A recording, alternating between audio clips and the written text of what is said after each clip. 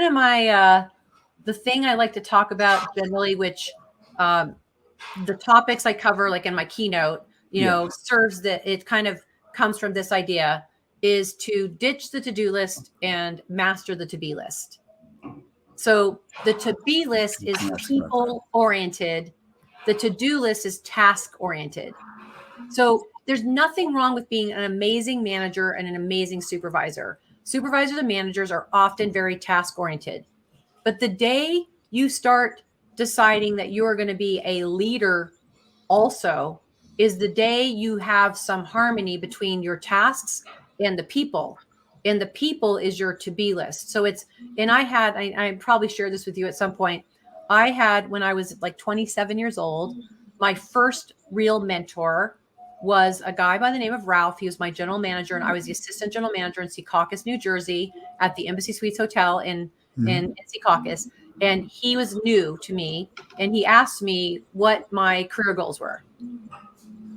And I said, I want to be a general manager someday. And he said, well, if you want to be a general manager, then walk in here every day as if you are the general manager.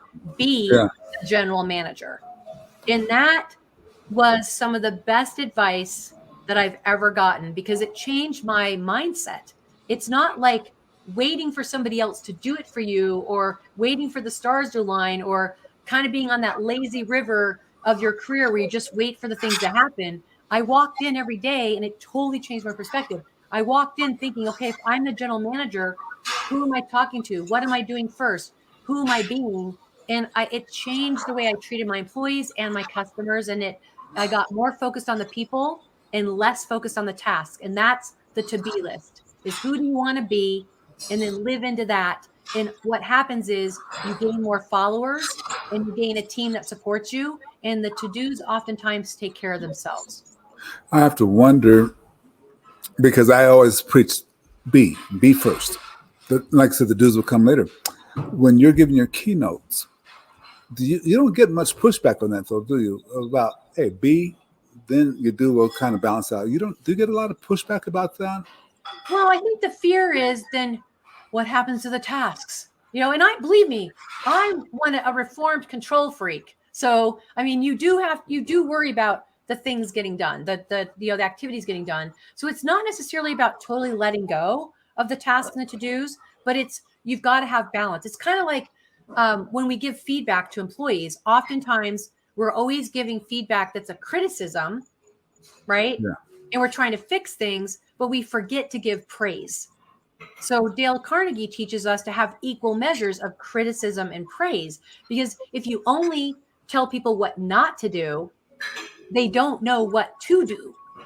So when you give them praise, you tell them, here's what you want, what you do more of. So it's all about finding harmony between who you want to be and the work that has to get done. And you find a balance. So it's not like give up all those day-to-day tasks, but that's probably the biggest fear. And then there's a personality style of people that are more introverted and more indirect, that do struggle. I mean, you and I, obviously, well, you're a little bit introverted, I think. Yeah. But maybe reformed introvert. But when you haven't practiced stepping out of your introverted style, and I'm an ambivert, or you're not comfortable in those human conversations, you have to start.